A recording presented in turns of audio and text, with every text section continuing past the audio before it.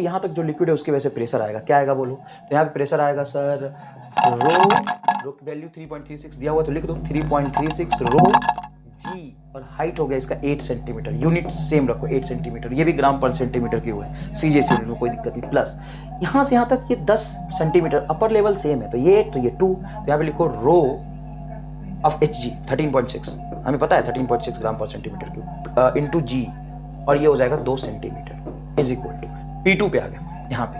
तो यहाँ पे प्रेशर होगा इसके वजह से, रो अपने को वाई का नहीं पता तो हमें निकालना है, जी और हाइट हो जाएगा 10 सेंटीमीटर। एक चीज और सर, अगर ये कंटेनर ऊपर खुला है या बंद है ये नहीं बताया, तो अगर खुला भी रखोगे तो यहाँ पे प्रेशर P0 एक्स्ट्रा आएगा, यहाँ पे भी आएगा तो कैंसिल हो जाएगा, कोई मतलब नहीं है। जी से ये जी कैंसिल होगा। ऐसे सवाल नीट में पूछे जाते हैं और बड़ा आसान होता है, कोई खास बात नहीं है। आंसर देखिएगा 13.36 इंटू 8 तो 3.36। एक मिनट गलत कर दिया, बहुत बड़ा ब्लंडर कर दिया, ध्यान आ गया मुझे। तुम भी सोच रहे थे कि मास्टर गलत कर रहा है, ये डेंसिटी ऑफ वाई तुम्हें निकालना है, इधर डेंसिटी ऑफ एक्स दिया हुआ, ये एक्स का डेंसिटी है 3.36 इंटू जी इंटू 10 सेंटीमीटर। सॉरी अब जो रखो ध्यान से, तो ये हमें निकालना है तो रखो इधर डेंसिटी ऑफ वाई इंटू 8 बराबर, ये है तुम्हारा 33.6 हो जाएगा, और ये 13.6 मल्टीप्लाई 2 तो मतलब ये हो जाएगा तुम्हारा 26 और 27 मतलब 27.2 बटा 8 से डिवाइड कर दो, ये डेंसिटी ऑफ वाई आ जाएगा, आंसर आ जाएगा। पूरा मजदूरी तुम भी करिए, कितना आसान था देख। बस यहाँ पे ध्यान रखना कि एक ही लिक्विड के अंदर हॉरिजॉन्टल लेवल हमें खींचना है, एक ही लिक्विड के अंदर हॉरिजॉन्टल लेवल होना चाहिए, अलग अलग लिक्विड का नहीं होना चाहिए। नीट 2019 में देखो इस सवाल पूछा, नीट 2019 में बोला and you to as shown in a figure water and oil are the left side and the right side of the tube respectively, the heights of the bottom of the water and oil column are इतना and इतना centimetre respectively, then density of the oil is। कुछ नहीं करना है, तो इतना आसान सवाल नीट में पूछते देख, नीट का पूछा हुआ सवाल है, नीट 2019 मैंने जानबूझ के बोला था ये हटाना नहीं है। नीट 2019 सुनो क्या करेंगे सर, एक हॉरिजॉन्टल लेवल लाइन खींचेंगे। अब यहाँ पे लाइन खींचूंगा ना, यहाँ पे तो ये गलत हो जाएगा। सर राम लाल हो एकदम आप, देखो यहाँ पे गलत हो जाएगा, इस दोनों पॉइंट पे प्रेशर सेम नहीं होगा। सर क्यों? क्योंकि इधर कुछ और लिक्विड है इसके ऊपर कुछ और लिक्विड है, प्रेशर सेम नहीं होगा। लेकिन इस हॉरिजॉन्टल लाइन पे तुम कहीं भी लिखोगे प्रेशर सेम होगा, कहीं भी, बिल्कुल कहीं भी। तुम ये पॉइंट ले लो 1, ये पॉइंट ले लो 2, सर ये तो अलग अलग लिक्विड आ रहा है, फिर से हॉरिजॉन्टल ले लो, अच्छा ठीक है, ये बात तुम सही बोल रहे हो, कहीं भी नहीं, इस पॉइंट पे प्रेशर सेम होगा। ये पर इधर से यहाँ पे यहाँ तक आओ या यहाँ से यहाँ तक आओ, इस पॉइंट पे प्रेशर बैलेंस हो गया ना, क्या हो गया? बैलेंस हो गया। इधर से इधर आओ, इधर से इधर आओ, इस पॉइंट पे बैलेंस है, मतलब यहाँ पे प्रेशर जितना इसकी वजह से होगा उतना इसकी वजह से, ठीक है सर, जितना इसकी वजह से होगा उतना इसकी वजह से होगा। अब यहाँ देखो ये प्रेशर कितना लगाएगा, तो लगेगा अगर रो वाटर है तो density of water g into 15 centimetre, बस आसान है यहाँ तक। और हॉरिजॉन्टल लाइन पे जाते हैं तो प्रेशर नहीं बढ़ता है क्योंकि ग्रेविटेशनल फोर्स नीचे, तो यहाँ से हॉरिजॉन्टल लाइन पे जाओगे तो प्रेशर नहीं बढ़ेगा, एकदम सही बात। यहाँ से हॉरिजॉन्टल लाइन पे आओगे तो प्रेशर नहीं बढ़ेगा। यहाँ से जब नीचे आओगे, नीचे इस पॉइंट तक, ये तो अपन ने काट दिया, ये ऐसे ही बनाया था, तो यहाँ पे प्रेशर हो जाएगा तुम्हारा रो ऑफ ऑयल इंटू जी, और हाइट हो गया तुम्हारा 20 सेंटीमीटर, बस यहाँ तक। और इसके बाद इधर जाओगे तो प्रेशर हॉरिजॉन्टल लाइन पे जाने से नहीं बढ़ेगा, इधर भी हॉरिजॉन्टल लाइन पे जाने से नहीं, मतलब मैं सही कह रहा था, यहाँ पे और यहाँ पे प्रेशर सेम होगा हॉरिजॉन्टल लाइन।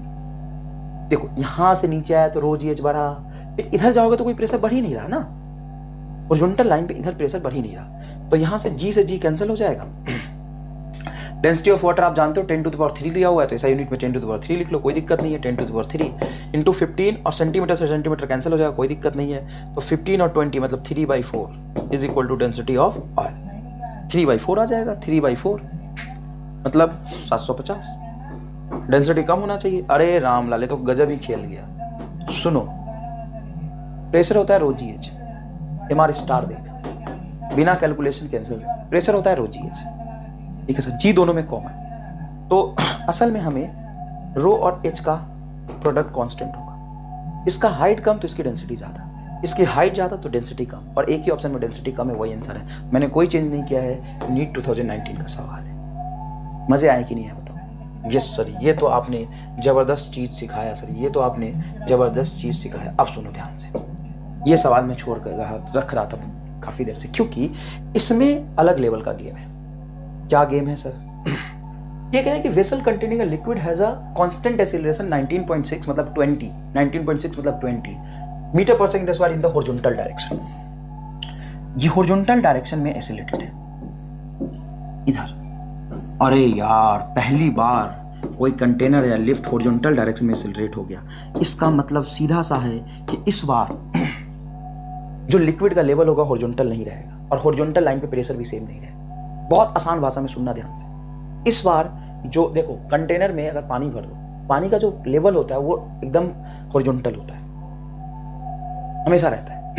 कंटेनर रेस्ट में हो, ऊपर या नीचे से लेट हो। ये आगे से लेट होगा तो वाटर पे स्यूडो फोर्स नीचे लगेगा, तो वाटर थोड़ा सा स्यूडो फोर्स की वजह से नीचे से भागेगा, मतलब पीछे भागेगा। आगे एक्सीलरेशन तो पीछे स्यूडो फोर्स, पीछे भागेगा तो तुम्हारा वाटर लेवल कुछ इस शेप में आ जाएगा। यहाँ पे वाटर इस तरीके से फिल्टेड होगा, ध्यान से देखिएगा, ऐसे फिल्टेड होगा। तो आपसे पूछेगा कि ये वाटर का जो लेवल है हॉरिजॉन्टल से कितना एंगल बना रहा है। यहाँ पे क्या बोला है?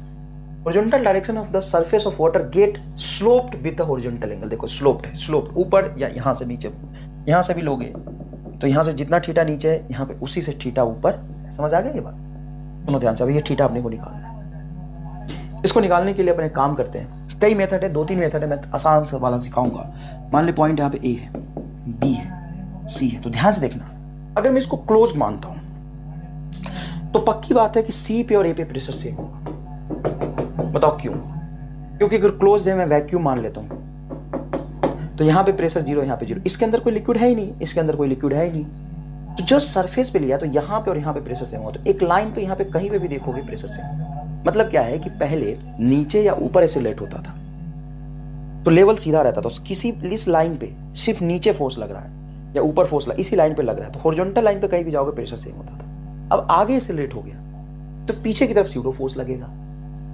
समझ में आया कि नहीं? पीछे की तरफ स्यूडो फोर्स लगेगा तो जो सरफेस होगा थोड़ा स्लोप्ड हो जाएगा। इसकी वजह से एक हॉरिजॉन्टल लाइन पे हर जगह प्रेशर सेम नहीं होगा। हाँ, इस स्लोप्ड लाइन पे जो सरफेस ऐसा हो जाएगा उसके हर पॉइंट पे प्रेशर सेम।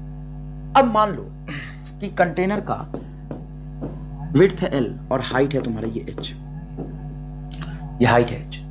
तो ध्यान से देखना, ये बहुत इंपॉर्टेंट कंसेप्ट है बेटा, ध्यान से देखना कि अगर मैं B माइनस सी करूं, B माइनस पी सी, और ये तो होगा 0 क्योंकि ऊपर में सरफेस आई नहीं तो इसको 0 कर दो, लेकिन फिर भी लिखो, बाद में 0 कर देना। तो यहां से यहां तक जाओगे तो प्रेशर बढ़ेगा। B पे प्रेशर ज्यादा होगा, चल पहले यहां से आओ, A से B पे आओ, तो pressure at B minus pressure at C। Pressure जहां कहां ज्यादा होगा, B पे कि A पे? सर B पे ज्यादा होगा। कितना? रो G इंटू H। सर इसमें इसके एक्सीलरेशन से कोई फर्क नहीं पड़ेगा क्या? देखो इसके एक्सीलरेशन से फर्क पड़ना तो था, ये टेढ़ा तो हो गया, ये पड़ना था। अब एक बात बताओ, अगर एक्सीलरेशन एक्स एक्सिस में आया है, एक्सीलरेशन एक्स एक्सिस में आया है, स्यूडो फोर्स एक्स में लगेगा, वाई में उसके प्रेशर का कोई फर्क नहीं पड़ेगा। प्रेशर का फर्क वाई में जो पड़ेगा, प्रेशर का फर्क जो वाई में पड़ेगा वो जी की वजह से पड़ेगा। प्रेशर का फर्क फोर्स पीछे वो एक्स में जो पड़ेगा वो ए की वजह से आएगा। सिंपल सी बात देख, एक्स में स्यूडो फोर्स पीछे लगा है ना, ए में, यहाँ पे रामलाल बैठ जाएगा तो स्यूडो फोर्स कहां लगाएगा? सर पीछे की तरफ लगाएगा। तो इस पॉइंट पे सेम हॉरिजॉन्टल लाइन पे प्रेशर सेम नहीं होगा। यहां पे देखोगे तो बी पे प्रेशर ज्यादा होगा सी के कंपेयर में, वो होगा रो ए एच। सिंपल लॉजिक है बेटा, एकदम सिंपल लॉजिक है। फिर से इसको प्रूव करेंगे तो समय लगेगा, सिंपल लॉजिक है। रो जी एच, रो क्या है? डेंसिटी। तो एक्स में देखो, वाई में देखो, डेंसिटी वही है। जी तुम्हारा वर्टिकल डायरेक्शन का है, फोर्स एक्सीलरेशन, तो जी के बाद जी इंटू एच, एच डेप्थ पे वर्टिकल नीचे गया। अब एक्स में जी का तो कोई फर्क पड़ेगा नहीं, जी तो वाई में लग रहा है, तो जी वाई में लग रहा था इसीलिए हॉरिजॉन्टल लाइन पे प्रेशर सेम था। तो यहां भी जी वाई में ही लग रहा है, तो अभी भी इसका फर्क हॉरिजॉन्टल लाइन में नहीं पड़ेगा। तो हॉरिजॉन्टल लाइन में किसका फर्क पड़ेगा? ए का, क्योंकि हॉरिजॉन्टल में ए से एक्सीलरेटेड है। आगे एक्सीलरेटेड है तो पीछे स्यूडो फोर्स लगेगा, मतलब पीछे की तरफ प्रेशर बढ़ जाएगा। कितना बढ़ेगा? तो सिंपल है, रो ए लिफ्ट का एक्सीलरेशन ए नॉट है तो लिख ले ए नॉट इंटू यहां से यहां तक गए एल डिस्टेंस, एल लिखो सर, एल लिखो, हाँ एकदम सही है। जितना पीछे जाओगे उतना एल लेंथ तक प्रेशर बढ़ जाएगा। प्रेशर तो रो जी एच हमने डिफाइन किया ही है, लेकिन यहाँ पे एच वर्टिकल डेप्थ, तो वहां पे जी आएगा, वर्टिकल में जी। अरे भाई ये एच एच जी, नीचे एच और नीचे जी, ये तुम्हारा एल, हॉरिजॉन्टल एल और हॉरिजॉन्टल एल ए, तो ये होगा rho l a rho g h, rho g h rho l a, rho g h rho l a, ये होगा। अब तुम कहते हो कि ए और सी पे प्रेशर 0 है तो 0 कर दो, मतलब इन दोनों पे प्रेशर सेम होगा बी पे। बी है तो ये 0 हो गया, तो रो जी एच बराबर रो ए नॉट एल। यहाँ से रो कैंसिल हो जाएगा, एक ही लिक्विड की बात है, तो आप यहाँ से बहुत आराम से लिख सकते हैं कि सर ये हो जाएगा एच, एल को नीचे ले आते हैं तो ये हो जाएगा ए नॉट बाई जी। बिल्कुल सही है। अच्छा, परपेंडिकुलर अपॉन बेस तो tan थीटा होता है, हाँ, तो tan थीटा बराबर प्रूफ ही हो गया A nought by G. tan theta is equal to A nought by ji, proof ही हो गया। देखो ना भाई, परपेंडिकुलर अपॉन बेस को क्या कह सकते हैं, tan थीटा, तो h by L is equal to A nought G. इसको दूसरे तरीके से मैं प्रूफ करता हूं, घबराने वाली बात नहीं, सीखने वाली बात है। मान लो ये कंटेनर है और इस कंटेनर के अंदर ये आगे एक्सेलरेट हो रहा था ए नॉट से, ठीक है, तो सरफेस स्लोप्ड हो जाएगा, ये तो तुमको अच्छे से समझ में आ गया। ये अगर मान लो कंटेनर में पानी भरा है तो इसका सरफेस हॉरिजॉन्टल नहीं रहेगा, स्लोप्ड हो जाएगा। और स्लोप्ड, देखो सरफेस पे जो भी वाटर मॉलिक्यूल लोगे जो यहाँ पे रेस्ट में, तो इस पे नेट फोर्स क्या होना चाहिए, बैलेंस। नेट फोर्स बैलेंस कैसे होगा, तो नेट फोर्स बैलेंस करने के लिए बहुत सिंपल सा लॉजिक है। इस पे नीचे लग रहा है mg और इस पे पीछे लग रहा सीडो, हाँ सर ma। अगर इस सेक्शन का मास तुम इन्फिनिटली स्मॉल छोटा सा m मान लेते हो तो नीचे होगा mg, इधर होगा ma। बिल्कुल सही बात है सर। अब जैसे वाटर सरफेस अगर हॉरिजॉन्टल होता है ना, तो यहाँ पे कोई भी मॉलिक्यूल मान लो तो इस पर नेट फोर्स 0 होना चाहिए आगे पीछे, तभी तो ये रेस्ट पे है यहाँ पे, तो इस पर नेट फोर्स 0 होना चाहिए। तो देखना यहाँ पे ध्यान से, ये मान लो कि हॉरिजॉन्टल लाइन से थीटा एंगल बनाया तो ये भी थीटा होगा, ma का ये कंपोनेंट होगा ma cos थीटा और mg का ये कंपोनेंट होगा इंक्लाइन प्लेन के लॉन्ग, तुम जानते हो mg sin थीटा। अगर इसका सरफेस के लॉन्ग नेट फोर्स 0 होना चाहिए तो ये होगा ma cos थीटा। सर क्यों सरफेस के लॉन्ग नेट फोर्स 0 होना चाहिए, बारी बात सुन। अगर हॉरिजॉन्टल कंटेनर रेस्ट में है तो किसी भी पॉइंट पे जो फोर्स लग रहा है नीचे mg लग रहा और एक्स्ट्रा mg को प्रेशर डिफरेंस y में बैलेंस कर रहा। तो सरफेस के लॉन्ग, इस एक्सिस के लॉन्ग, यहाँ पे इसके एक्सिस के लॉन्ग, ओपन सरफेस के फ्लैट सरफेस के लॉन्ग नेट फोर्स क्या होता है, 0। जितना आगे लगेगा x में उतना ही x में पीछे लगेगा। इसीलिए तो x एक्सिस में कोई प्रेशर नहीं होता, जैसे यहाँ पे और यहाँ पे प्रेशर सेम होता है, यहाँ पे कोई प्रेशर डिफरेंस क्रिएट नहीं होता। यहाँ पे बताओ, यहाँ पे सेम हॉरिजॉन्टल लाइन पे हर जगह प्रेशर सेम होगा। मतलब ये है कि यहाँ पे इस लाइन पे प्रेशर हर जगह सेम होगा, मतलब यहाँ पे नीचे से जितना प्रेशर उतना ही ऊपर से, तो इस लाइन में नेट फोर्स 0 होगा। तो ये m से m कटेगा, कॉस को नीचे लाओ, tan थीटा बराबर a बाई जी, प्रूफ ही हो गया। अरे सर गजब गजब, tan theta is equal to a by g. तो ये सवाल कर ले, जो सवाल था तुम्हारा, लोग कितना बनाएगा, तो tan theta is equal to, ये तुम्हारा ये हो गया 20 और जी हो गया 10, theta is equal to, sorry theta is equal to tan inverse 2। Sir एक भी ऑप्शन में नहीं आ रहा, theta is equal to tan, हाँ नहीं है, नहीं √2 है, ये भी गलत है, ये भी गलत है, मतलब वो साइन कहीं से आ रहा है। तो tan थीटा अगर 2 आया है तो साइन थीटा तुम्हें पता होना चाहिए 2/√5 आएगा, ये आंसर हो जाएगा। सर कैसे आएगा, तो ट्रिग्नोमेट्री थोड़ा सीखो। tan थीटा मतलब p बाई बी, तो p का वैल्यू b 2 और b का वैल्यू 1, तो h इज इक्वल टू हो जाएगा √p² प्लस p², 4 और 1 5, √5 के टर्म्स में आंसर आ जाएगा। सही है ना, ये अपने को आना चाहिए। एक बार देख लेते, पीछे कुछ छोड़ा तो नहीं है, हर एक चीज पढ़ा दिया है। देखो ये पढ़ा दिया, ये पढ़ा दिया, ये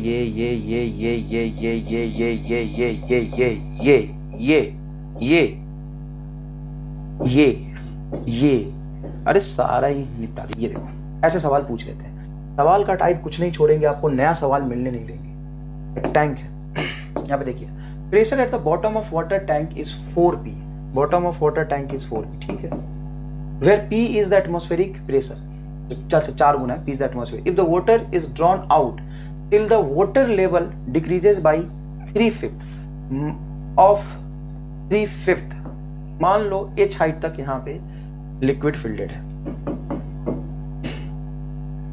decreases by 3/5, then pressure at the bottom of the tank is, then the pressure at the bottom of tank is, क्या पूछा यार, pressure at the bottom of water tank is 4p where p is the atmospheric pressure, where p is the atmospheric pressure.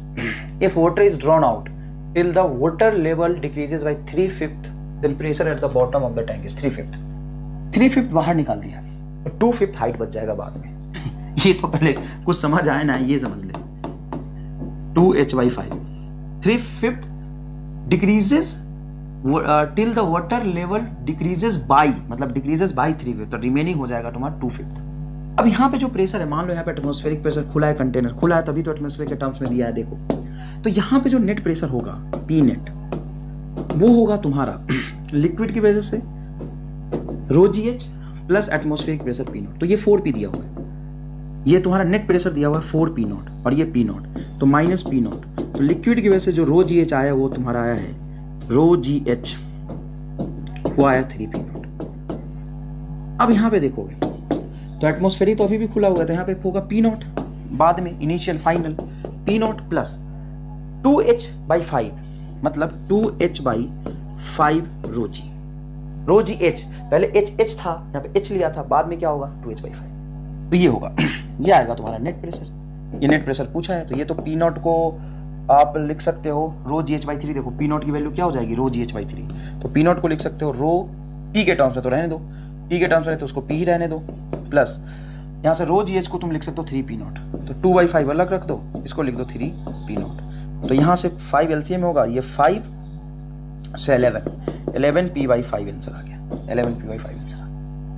थोड़ा सा calculation है, करना पड़ेगा, ठीक है ना। सवाल पढ़िए, थोड़ा सा कैलकुलेशन करिए। चलिए देखिए, air bubble rises from bottom of lake to the surface. देखो एक लेक है, जब भी लेक, वाटर, कंटेनर क्लोज ना बोले तब तक आप उसको क्लोज मत मानना, ठीक है ना। क्लोज नहीं बोल रहा तो क्लोज आप उसको नहीं मानेंगे, ठीक है। यहाँ पे एक वाटर बबल है, एयर बबल नहीं, वाटर बबल कैसे होगा। Air bubble rises from bottom of lake to the surface, it's radius increases by 200%। By जब लिख रहा है ना तो थोड़ा सा रुकने की जरूरत है, समझना अंग्रेजी। डिक्रीजेस बाय 200%, मतलब फाइनल रेडियस बिकम 300%। रेडियस अगर इसका R है तो फाइनल रेडियस होगा 3R। और अगर किसी ने पूछ दिया कैसे आया तो वही कूटूंगा। अगर ये नहीं आता है तो ये सब छोड़ और 8वीं 9वीं में एडमिशन ले ले, 4 साल बाद आना, मैं पढ़ाऊंगा, बिल्कुल पढ़ाऊंगा, सब पढ़ाऊंगा। गलती से मत पूछना सर 3R कैसे आ गया, ये R है तो ये 3R होगा, क्योंकि वॉल्यूम बढ़ रहा है, रेडियस बढ़ रहा है 200%, बाई 200% इंक्रीज होगा, तो फाइनल 300%, इनिशियल R तो फाइनल 3R। चल ठीक है। अगर इसका वॉल्यूम मैं BV मानता हूं तो इसका वैल्यूम होगा 27V। सर ये कैसे है, नहीं बताऊंगा, कुछ बताते नहीं हुआ। अच्छा रेडियस 3 हुआ है तो तुम्हें नहीं पता ये स्फेरिकल बबल है, तो इसका वॉल्यूम होता है 4/3πr3। बायोलॉजी देख इधर। And atmospheric pressure is equal to the water column of height h, then depth of the lake is, and atmospheric pressure is equal to water column of height h। ये थोड़ा सा समझना जरूरी है। Atmospheric pressure is equal to the water column of height h, मतलब atmospheric pressure की जो value है वो वाटर के h हाइट की वजह से जितनी आती है ना उतनी, वाटर के h हाइट की वजह से जितनी प्रेशर डेवलप हो सकता है वही एटमॉस्फेरिक प्रेशर की वैल्यू। देखो इसको पढ़ो और समझो। And atmospheric pressure is equal to the water column of height h। कभी कभी mercury column of height h होता है, मतलब मरकरी की डेंसिटी G/H की वजह से जितना प्रेशर होगा, देखो मरकरी की h हाइट की वजह से जितना प्रेशर होगा उतना एटमॉस्फेरिक प्रेशर होगा। यहाँ पे लिखा है एटमॉस्फेरिक प्रेशर की वैल्यू सरफेस पे P नॉट की value is equal to the water column of height h। h height के वाटर कॉलम की वजह से जितना प्रेशर डेवलप होगा वही एटमॉस्फेरिक प्रेशर होगा। h हाइट के वाटर की वजह से प्रेशर डेवलप होगा रो GH, वो P नॉट के बराबर है। ठीक है सर, वो P नॉट के बराबर है, समझ आया। अब जब यहां से यहां जा रहा, ऊपर जैसे जैसे गया था तो प्रेशर कम हो रहा था, हाँ इसलिए वॉल्यूम बढ़ गया। हाँ क्योंकि टेम्परेचर थोड़ी ना बढ़ रहा है, अपने आप इसको किसी ने आग थोड़ी ना लगा दिया है।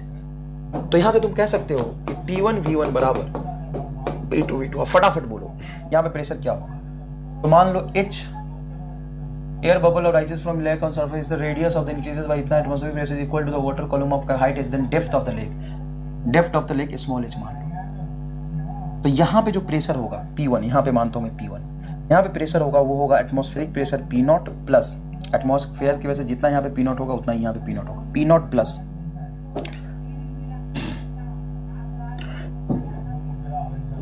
प्लस रो G/H।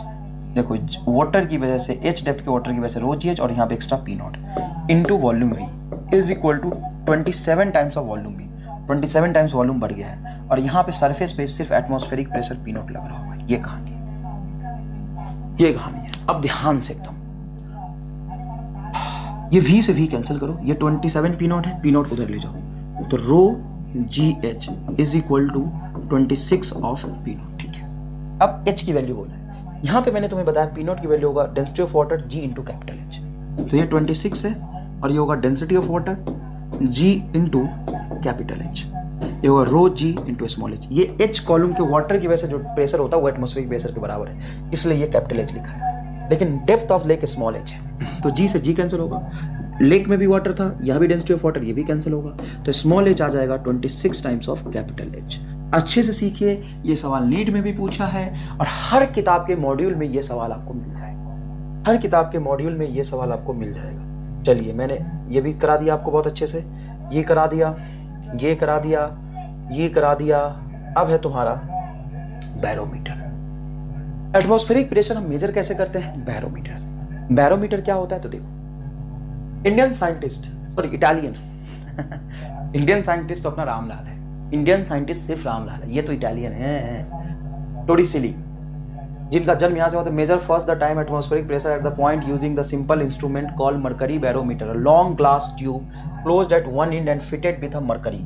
एक ये था ट्यूब था, वैक्यूम प्रेशर, जिसमें इधर वैक्यूम है तो प्रेशर क्या हो जाएगा? जीरो।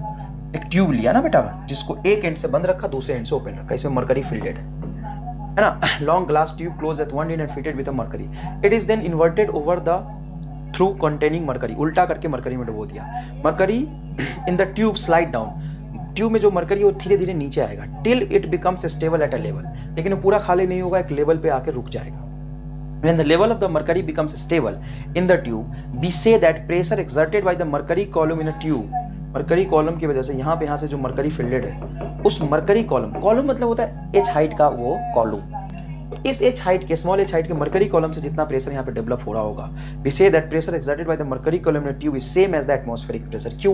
क्योंकि इसमें भी मरकरी फिल्डेड है, यहाँ से यहाँ तक सेम लाइन पे यहाँ और यहाँ प्रेशर सेम होना चाहिए। यहाँ पे प्रेशर कौन अप्लाई कर रहा? एटमॉस्फेयर। यहाँ पे प्रेशर कौन अप्लाई कर रहा? मरकरी। तो यहाँ पे, क्योंकि यहाँ पे एटमॉस्फेयर है नहीं, ट्यूब के अंदर कोई एटमॉस्फेयर नहीं है, क्योंकि यहाँ पे वैक्यूम है तो कोई एयर नहीं है, ग्लास लगा दिया, बाउंड्री है, तो एयर यहाँ पे प्रेशर अप्लाई कर नहीं पा रहा। और ये ट्यूब को थोड़ा और अंदर ले लो, यहाँ पे एयर एटमॉस्फेयर प्रेशर अप्लाई कर नहीं पा रहा, तो यहाँ पे प्रेशर कौन अप्लाई कर रहा? एच हाइट का मरकरी का कॉलम। और यहाँ पे प्रेशर इसके बराबर होगा क्योंकि रेस्ट में है, सेम लिक्विड लेवल है, और यहाँ पे प्रेशर सिर्फ ऊपर एटमॉस्फेयर है तो पी नॉट, बस एटमॉस्फेरिक प्रेशर हो जाएगा रो जी एच। अगर मरकरी का हाइट डेंसिटी मुझे पता है, कितने हाइट तक राइज का वो मेजर कर लूंगा, जी से मल्टीप्लाई कर दूंगा, ये प्रेशर आ जाएगा। बहुत सिंपल इंस्ट्रूमेंट है, नहीं समझ आया ना? चलो रामलाल समझाएगा, रामलाल समझाएगा, Indian scientist Ramlal. Indian scientist Ramlal, Indian scientist Ramlal. अब रामलाल का अप्रोच बिल्कुल अलग है। अब रामलाल देख कैसे समझाता है। रामलाल कहता है कि सुनो, एक कटोरा लो, बहुत जबरदस्त समझाऊंगा, देख ध्यान से। रामलाल कहता है कि कटोरा लो, ले लिया साहब, ये कटोरा लो। बैरोमीटर देखना है ना, देख बैरोमीटर दिखाता हूं। इंडियन साइंटिस्ट रामलाल कहता है कि कटोरा लो और उसमें जो मर्जी हो भर दो, कोई दिक्कत नहीं है। किसने बोला मरकरी भरना है? जो मर्जी हो डाल दो। मान लो रो डेंसिटी का कोई लिक्विड डाल दिया, रो डेंसिटी का लिक्विड डाल दिया। अब रामलाल कहता है कि रो डेंसिटी का लिक्विड डाल दिया, खुश हो गए। अब एक काम करो, एक ट्यूब लाओ जो अंदर से बंद हो, एक तरफ से बंद एक तरफ से खुला हो, उस ट्यूब को अंदर डाल दो। वो ट्यूब को अंदर डालोगे तो अंदर में एयर जीरो है तुम्हारा, इस तरह से डालो कि अंदर में एयर जीरो होना चाहिए, ठीक है सर। अंदर में अब एयर जीरो हो गया। अब वाटर के किसी भी लाइन पे जहां तो वाटर सरफेस का लेवल है, वहां पे एक स्ट्रेट लाइन ड्रॉ करो। मतलब जैसे ये पानी लिया ना कंटेनर में, कुछ भी ले लो, कोई दिक्कत नहीं। और इस यू ट्यूब को इस तरह से ऐसे को, इसको ऐसे डुबो दो।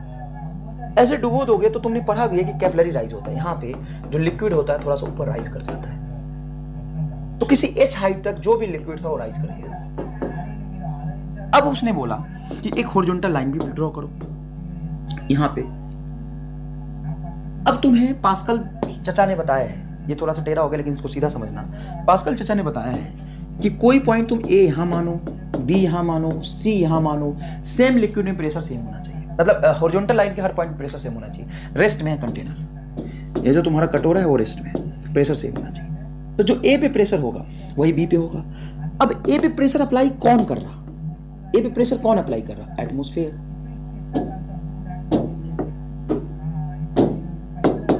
ए पे प्रेशर कौन अप्लाई कर रहा है? एटमॉस्फेयर। किधर? नीचे की तरफ, क्योंकि नीचे तो एयर है नहीं।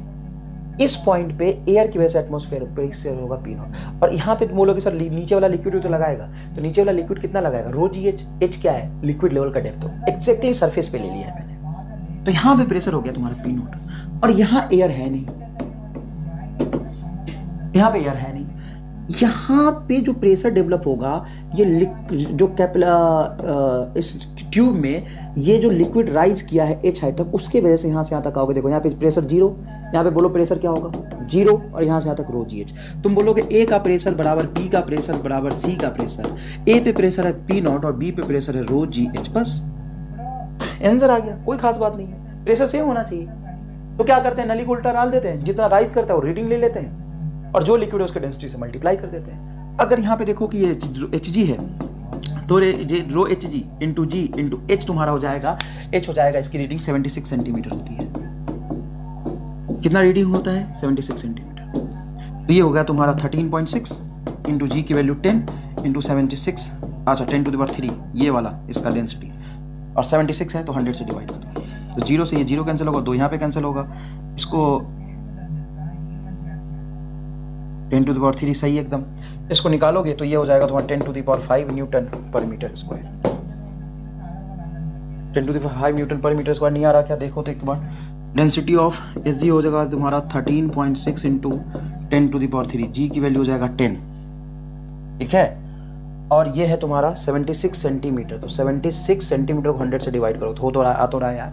देख यहाँ पे एक जीरो से एक जीरो कैंसिल कर ले, कोई दिक्कत नहीं। एक जीरो से ये कर ले तो 10⁻² बचेगा। तो देख 13.6 इंटू 76 इंटू 10⁻², तुम्हें नहीं दिख रहा है ये 2, यहाँ पे 76 मतलब 100 के आसपास है, तो 4 और 1 5, मतलब लगभग 10⁵ न्यूटन पर मीटर स्क्वायर आ जाएगा। लेकिन जरूरी नहीं है कि वहाँ पे कोई एच जी ही डाला दे, वाटर डाल ले। तो सर वाटर की डेंसिटी तो उससे कम होती है, तो हाँ, तो 13.6 टाइम ज़्यादा राइज कर जाएगा वाटर मरकरी के कंपेयर में, इसीलिए हम लोग मरकरी को डालते हैं।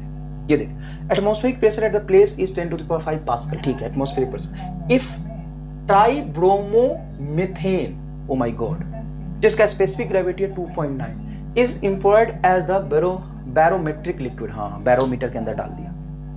Then the barometric height is, अब बताओ बैरोमेट्रिक हाइट क्या होगा? रामलाल ने क्या समझाया? रामलाल ने समझाया, यहां से उल्टा करो कंटेनर ट्यूब, यहाँ पे एटमॉस्फेरिक प्रेशर इसमें लिक्विड राइज करेगा उसके रो जी एच के बराबर होगा। तो 10⁵ इज इक्वल टू रो, बोलो 2.9 इंटू 10⁵, डेंसिटी ऑफ वाटर से मल्टीप्लाई कर दो, स्पेसिफिक ग्रेविटी है तो, इंटू जी की वैल्यू 10, और कितने हाइट तक राइज करेगा एच निकाल लो, आंसर आ जाएगा। कोई खास बात नहीं है, डायरेक्ट आंसर निकाल सकते हैं आप यहाँ से। अच्छा एक सवाल और पूछते हैं, वो लिफ्ट मान लो ऊपर एक्सेलरेट कर रहा है, लिफ्ट के अंदर बैरोमीटर डाल दिया,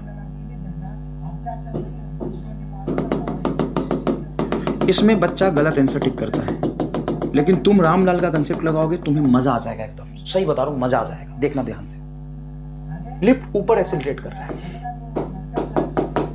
अगर एक्सेलरेशन जो ए नॉट से एक्सेलरेट कर रहा है, lift is accelerating with A not, अगर तुम ये बोलो कि ए नॉट 0 है, ए नॉट की वैल्यू क्या है? लिफ्ट एक्सेलरेशन ऑफ लिफ्ट की वैल्यू है 0, तो जो रीडिंग होगी वो 76 सेंटीमीटर है। अब ए नॉट ऊपर एक्सेलरेट कर रहा है तो रीडिंग क्या होगा?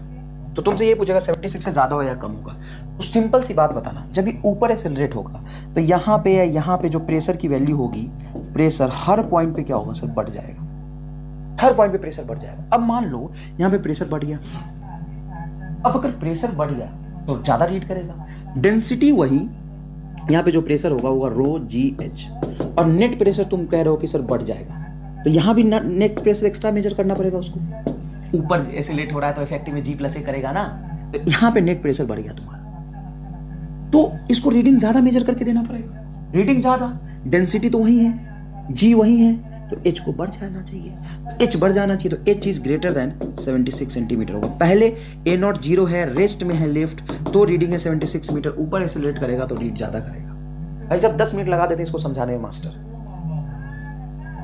और बच्चे को लगता है सर ऊपर अगर गया तो हाइट कम हो जाएगा। बे रामलाल, ऊपर गया तो प्रेशर बढ़ा, तो ज्यादा प्रेशर रीड करना, पहले उसको पी नॉट रीड करना, तब ज्यादा रीड करना है, ज्यादा रीड करना है। देखो जैसे ऊपर गया तो यहाँ पे सीडो फोर्स की वजह से नीचे दबेगा, प्रेशर बढ़ गया तो रीडिंग ज्यादा आएगी, रीडिंग ज्यादा आएगी तो रो जी एच ज्यादा आना चाहिए रीडिंग, जिसमें रो और जी कांस्टेंट है तो एच बढ़ जाएगा, आंसर आ गया।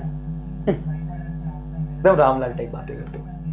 Large vessel of height H is fielded with a liquid. अब सुनना, एक चीज समझना, मान लो लिक्विड फिल्डेड है, यहां पे प्रेशर बेस पे कितना होता है, बेस पे रो जी एच, अगर इसकी हाइट एच है तो ठीक है, यहां से यहां तक फिल्डेड है, ठीक है। यहां पे ये है तुम्हारा ओपन सरफेस, यहां पे मतलब क्लोज सरफेस, मान लो क्लोज कर दिया, चल छोड़ क्लोज कर दिया, यहां पे प्रेशर पूछो तो क्या होगा, जीरो, क्योंकि यहां से डेप्थ जीरो है।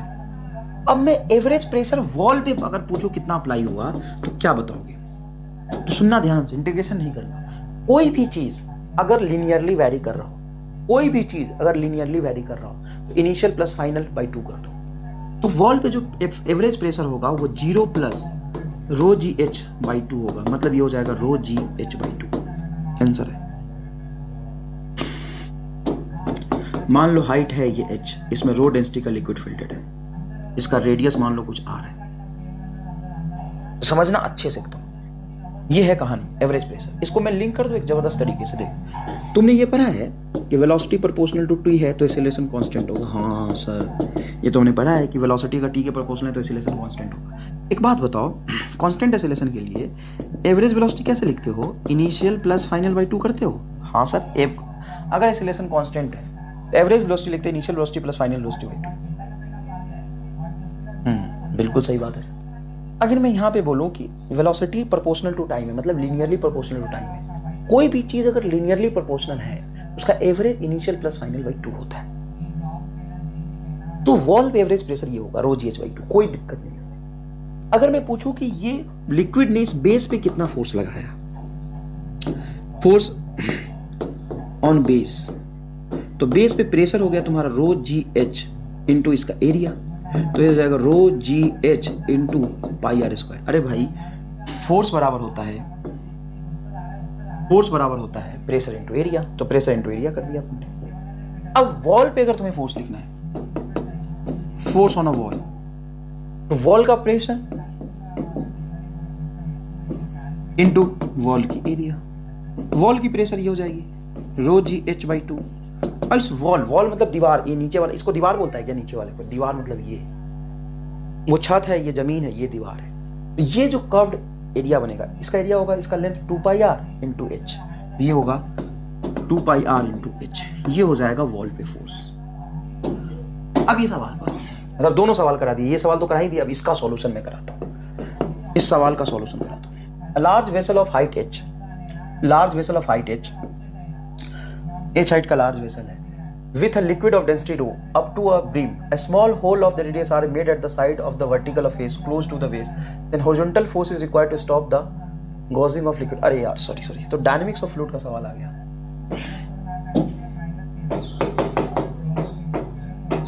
डायनेमिक्स ऑफ फ्लूइड का सवाल गलती से आ गया बेटा, ये नहीं करना आपको, ये मैंने पढ़ाई नहीं है ना। एक ऐसे सवाल आता है, मैं इसका जो मैं सवाल समझ रहा था वो मैं करा देता हूँ तुम्हें, आर्किमिडीज प्रिंसिपल पे अभी नहीं जाते हैं, एक सवाल करा देता हूँ तुमसे। ऐसा सवाल पूछेगा कि एक हमने ब्रिज बनाया, बांध बनाया, बांध टाइप समझते हो ना, जिसका हाइट h है और विड्थ इसका है w, ये सवाल तुम्हें मिलेगा, नीट का पूछा हुआ है, विड्थ है w। अब इधर वाटर है, रो डेंसिटी का फिल्टेड उस तरफ, कितने डेंसिटी का वाटर है, रो डेंसिटी का। अब आपसे पूछा है कि इस पे फोर्स कितना लगेगा बताओ, तो यहां पे वॉल पे जो एवरेज प्रेशर होगा वो होगा यहाँ का प्रेशर 0 और h डेप्थ पे यहाँ का प्रेशर रो जी एच। तो इस पूरे वॉल पे कहीं भी तुम औसत एवरेज प्रेशर पूछते हो, नहीं यहाँ पे प्रेशर देखोगे तो आ जाएगा रो जी एच बाई 2, यहाँ पे रो जी एच बाई 4, यहाँ पे 3 रो जी एच बाई 4, जितना डेप्थ बढ़ता जाएगा प्रेशर बढ़ेगा, लेकिन एवरेज प्रेशर यहाँ से यहाँ तक इंटीग्रेट करके निकालू तो हो जाएगा रो जी एच बाई 2। तो बोलेगा इस वॉल पे फोर्स कितना लगा, तो average pressure rho g h by 2 and wall का एरिया h इंटू डब्ल्यू, तो ये हो जाएगा तुम्हारा रो जी डब्ल्यू एच स्क्वायर बाई 2। ये सवाल आपको देखने को मिलेगा, ये सवाल आपको देखने को मिलेगा, कोई दिक्कत नहीं है, समझ आया कि नहीं है, ये सवाल आपको देखने को मिल जाएगा, ठीक है। अब है आपका most awaited principle, Archimedes principle. एक बहुत बड़ा राजा था, है ना, दूसरे देश का, अपने देश का नहीं था, वो बहुत बड़ा राजा था। उस राजा ने कहा कि मुझे सोने का मुकुट चाहिए, तो फटाफट 10-20 सोनार बढ़िया बढ़िया सोने का मुकुट लाए। अब उसने सोना बना के एक मुकुट उनको बहुत जबरदस्त पसंद आया, बोला कि ये मुकुट तगड़ा है, ये मैं पहनूंगा। लेकिन जब वो मुकुट पहनने लगे तो उनको डाउट हुआ कि यार ये नकली सोने का तो नहीं बना, क्या पता बाहर से गोल्ड हो और अंदर से स्टील हो। डंडी मार दी सोनार ने, अंदर से लगा दिया कुछ पीतल, स्टील, ब्रास, कॉपर और बाहर गोल्ड हो। तो उसका मंत्री था आर्किमिडीज, मिनिस्टर। उसने आर्किमिडीज को बोला कि भाई आर्किमिडीज, इसमें पता करो तो ओरिजिनल है, गोल्ड का बना है कि नहीं है क्राउन, मुकुट क्राउन। तो आर्किमिडीज बोला कि बहुत आसान है, इसको तोड़ के देख लो अंदर क्या है। बोला वे ये पसंद है मुझे, एक बार जो पसंद आ गया उसको तोड़ नहीं सकते, इसको तुम्हें पहनूंगा, लेकिन तुम्हें पता लगाना है इसमें प्योर गोल्ड है कि नहीं, क्योंकि राजा की बेइज्जती हो जाएगी अगर प्योर गोल्ड नहीं हुआ तो, और अगर तू नहीं पता लगाया तो तुम्हें फांसी की सजा मिलेगी। अब आर्किमिडीज परेशान, हैरान, घर गया, महीने दिन का टाइम मिला, सोचता रहा, उसको समझ ही नहीं आ रहा था। एक दिन अचानक से सोचते राजा के घर में बड़े बड़े बाथिंग टब होते हैं, वो टब में डूब कैसे सोच रहा था, टब में नीचे डूब कैसे सोच रहा। अचानक से उसको ना अपने वेट में हल्कापन महसूस हुआ, तो बाहर निकल गया और फिर पानी में गया। जैसे पानी में जाता तो उसके वेट में एक अपरेंट डिक्रीज आ रहा था। उसको कहानी समझ आ गई जो अभी मैं आपको समझाऊंगा, और वो यूरेका बोलते यूरेका चिल्लाते हुए जैसे बिना कपड़ों के नहा रहा था, बिना कपड़ों के ही महल में पहुंच गया। एकदम रामलाल टाइप इंसान था आर्किमिडीज। उसको इतना खुशी हुआ कि उसने नाम दिया आर्किमिडीज प्रिंसिपल। और वो आर्किमिडीज प्रिंसिपल क्या है आइए समझाता हूं। आर्किमिडीज प्रिंसिपल कहता है कि the loss of weight of a body submerged, जब कोई बॉडी को आप पार्शियली और फुल्ली किसी लिक्विड में सबमर्ज करते हैं तो in a fluid the loss of weight of a body submerged in a fluid is equal to the weight of the fluid displaced. मतलब मत समझो, छोड़ो हटाओ, ये बड़ी बड़ी कहानी हटाओ, रामलाल तुमको समझाएगा। आर्किमिडीज जो कह गया ना उसको रामलाल बड़े आसान से शब्दों में कहता है कि देख भाई, मान लो कि ये एक कंटेनर है जिसमें सेम नेचर के बहुत सारे लिक्विड फिल्टेड है रो डेंसिटी का, डेंसिटी ऑफ लिक्विड की डेंसिटी बताओ क्या है, रो। लिक्विड की डेंसिटी कितनी है, रो। इस रो डेंसिटी के लिक्विड में मान लो एक सॉलिड ऑब्जेक्ट है तुम्हारा, वो कैसा भी हो सकता है, सिलिंड्रिकल या स्फेरिकल, ये सॉलिड ऑब्जेक्ट है। और तगड़ा बना लो क्या सॉलिड ऑब्जेक्ट, एकदम तगड़ा वाला बनाओ क्या, ले ये सॉलिड ऑब्जेक्ट हो गया सर, ये सॉलिड ऑब्जेक्ट। इस सॉलिड ऑब्जेक्ट की डेंसिटी मैं बोल देता हूं सिग्मा, मास बोल देता हूं v, और वॉल्यूम बोल देता हूं v। इसका है सॉलिड का। अब यहां पे दो चीजें मैं हमेशा पूरे डिस्कशन के लिए फिक्स कर देता हूं, density of liquid is rho and density of solid is v। ठीक है, अब इसका वेट है m इंटू जी, मास है m, वेट क्या हो जाएगा m v। अच्छा, इसके डेंसिटी और वॉल्यूम में क्या रिलेशन लिख सकते हैं, तो मास इज इक्वल टू लिख सकते हो डेंसिटी इंटू वॉल्यूम, तो सिग्मा v, इसका मास हो जाएगा सिग्मा v। तो वेट ऑफ सॉलिड तुम लिख सकते हो सिग्मा v g। अरे वेट मतलब mg। तो पहले समझ लो, पूरे सॉलिड के बारे में अच्छे से पढ़ लो। एक सॉलिड है, वो कैसा भी हो सकता है, स्फेरिकल हो सकता है, सिलिंड्रिकल हो सकता है, कुछ भी हो सकता है। उस सॉलिड के बारे में अच्छे से पढ़ो, उसका सॉलिड का डेंसिटी बोलो क्या है, सिग्मा है, सॉलिड का मास है, उस सॉलिड का कंप्लीट वॉल्यूम है v, और लिक्विड है रो। अब सुनो, अब मान लो सॉलिड बाहर है, लिक्विड अंदर है, तो लिक्विड के अपने भाई बंधु हैं ये सारे के सारे। मतलब ये लिक्विड का ही तो एटम है सारा, ये सारा एक ही जैसा एटम है ना, सारा इसी लिक्विड का एटम है, रो डेंसिटी का एटम है। तो सारे भाई बंधु आपस में मिलके जुड़े हुए हैं, बैठे हुए हैं। और ये बाहर का आदमी है, ये सॉलिड कहाँ का आदमी है, बाहर का। देखो ये बाहर सॉलिड कहाँ का आदमी है, बाहर का। अभी इन दोनों के बीच में कोई रिलेशन नहीं। ये तुम ऐसा कटोरा में, इस बकेट में वाटर ले सकते हो और यहां पे बॉल लेके देख सकते हो, फील कर सकते हो, समझना। ये बाहर का, ये लिक्विड अंदर, ये दोनों अलग अलग है। ये अपने भाई बंधु अपने जीवन में खुश है, ये अलग है। अब ये लिक्विड कहता है कि मेरे पास मत आना, ये लिक्विड इस सॉलिड को कहता है मेरे पास मत आना। अब ये जबरदस्ती इसके अंदर घुस रहा है, तो जबरदस्ती कहीं घुसोगे तो दिक्कत तो होगा। मतलब बेसिक फिजिक्स समझने की कोशिश करो। अगर तुम जबरदस्ती इसके अंदर जाने की कोशिश करोगे, लिक्विड पहले यहां से यहां तक फिल्टर्ड है पूरा अपना बढ़िया शेप में, हॉरिजॉन्टल लेवल में, कोई दिक्कत नहीं। सॉलिड बाहर है, कोई दिक्कत नहीं। लिक्विड की डेंसिटी रो, सॉलिड का डेंसिटी सिग्मा, एकदम रख लो, दिमाग में फिट हो जाना चाहिए। अब सुनो, लिक्विड कहता है मेरे अंदर मत आना, ये जो दिक्कत हो जाएगी। ऑब्वियसली बात है, किसी घर में घुसोगे तो दिक्कत होगी। अब ये सॉलिड गया और ये जितना मोटा था ये सॉलिड, जितना इसका वॉल्यूम था उतने में पानी हटाने की कोशिश करा। तुम इस बॉल को थोड़ा सा अंदर डाल दो, अपने आप डाल दोगे तो थोड़ा सा पार्ट इमर्ज होकर ये तैरता फ्लोट करता रहेगा। अब इसको अंदर घुसाने की कोशिश करो, मतलब तुम जबरदस्ती कर रहे हो, इस बॉल को अंदर घुसा रहे हो, मतलब इस लिक्विड के अंदर जा रहे हो। अब लिक्विड के अंदर जा रहे हो, जितना बॉल का वॉल्यूम होगा उतने वॉल्यूम का यहां से लिक्विड डिस्प्लेस होगा। ऑब्वियस सी बात है सर, एक मोटे आदमी को अगर नदी में कूदा दूंगा तो अपने वॉल्यूम के बराबर वाटर हटाएगा, एक पतले आदमी को कूदा दूंगा तो थोड़ा कम वाटर हटाएगा। तो एक मोटे आदमी को स्विमिंग करना आसान है कि पतले आदमी को? देखना थोड़ा समय लगता है किसी बात को फील करने के लिए। ये देखो, मान लो कि एकदम पतला दुबला आदमी है ये, और एक मान लो मोटा आदमी है, इसको स्विमिंग करना आसान होगा। इजी किसके लिए होगा स्विमिंग करना? मोटे आदमी के लिए। सर क्यों?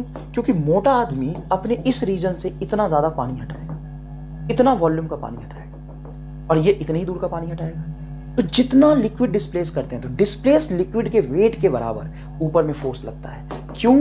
क्योंकि जैसे ही सॉलिड इसके अंदर जाने की कोशिश करेगा, लिक्विड बोलेगा कि ये जो लिक्विड है मेरे भाई बंधु को मत हटाओ, हमसे अलग मत करो, और ये जबरदस्ती जाके इसके अंदर घुसेगा तो लिक्विड बोलेगा कि दिक्कत हो जाएगा, देख ले बाहर रहना। ये बोलेगा नहीं मैं अंदर आऊंगा। लिक्विड बोलेगा दिक्कत हो जाएगा, अंदर मत आना। ये बोलेगा मैं अंदर आऊंगा और मैं तुम्हारे भाई बंधु को हटा के मैं अपना जगह ले लूंगा, अपना जगह ले लूंगा। तो ये कहेगा कि मेरे भाई बंधु को जिसको तुमने हटाया है, यहां से जितना लिक्विड हटा है, मेरे भाई बंधु को जितना तुमने डिस्प्लेस किया है, उसके वेट के बराबर मैं तेरा वेट कम कर दूंगा, उसके वेट के बराबर मैं तेरा वेट कम कर दूंगा। अब जैसे ये नीचे गया, मान लो यहाँ पे इसको प्रूफ कर देता हूं मैं, ये प्रूफ कर देता हूं। मान लो लिक्विड है ये, जैसे फील करना, लिक्विड की डेंसिटी रो, इसका डेंसिटी सिग्मा, इसका वॉल्यूम वी। ये थोड़ा शेप ऐसा मान लो, इसका हाइट h, एरिया ये, समझ गए? मास है। अब ध्यान से सुनना, ये लिक्विड में तुमने सॉलिड को रख दिया, असल में सॉलिड को तुमने अंदर डुबो दिया, पूरा अंदर डुबो दिया।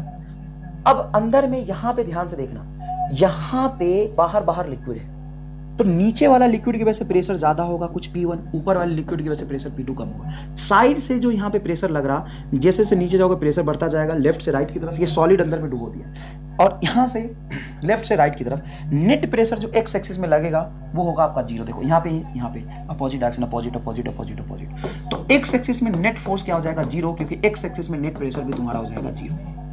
लेकिन वाई में अगर तुम देखो तो यहाँ पे इस लिक्विड के लेवल से हाइट कम होने की वजह से, लिक्विड के लेवल से हाइट कम होने की वजह से यहाँ पे प्रेशर कम था, और यहाँ पे ज्यादा हाइट होने की वजह से प्रेशर ज्यादा था।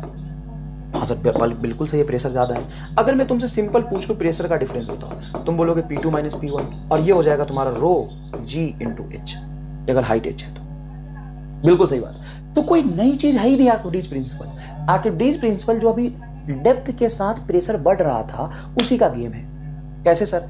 तो डेप्थ यहां और यहां में प्रेशर का डिफरेंस ये आ गया, तुम क्या लिखोगे? इसको बोलो P2 माइनस P1। अब दोनों तरफ एरिया से मल्टीप्लाई कर दो, इसमें एरिया से मल्टीप्लाई करो, यहां भी एरिया से मल्टीप्लाई करो, यहां भी एरिया से मल्टीप्लाई करो। अब ये हो गया तुम्हारा A इंटू P2 यहां का, सॉरी ये गलत लिख लिया अपन ने, ये नीचे का प्रेशर ज्यादा है और ऊपर का प्रेशर कम है। सबसे पहले तो ये लिखो, जो सिंपल लिखो, delta P is equal to हो जाएगा रो GH। ये तुम जानते हो, ये तो मैंने प्रूफ किया है। हाँ सर ये प्रूफ किया है। अब नीचे प्रेशर ज्यादा है, P1 minus P2 is equal to rho GH। अब दोनों तरफ एरिया से मल्टीप्लाई कर दो। अब यहां बताओ ये क्या हो जाएगा?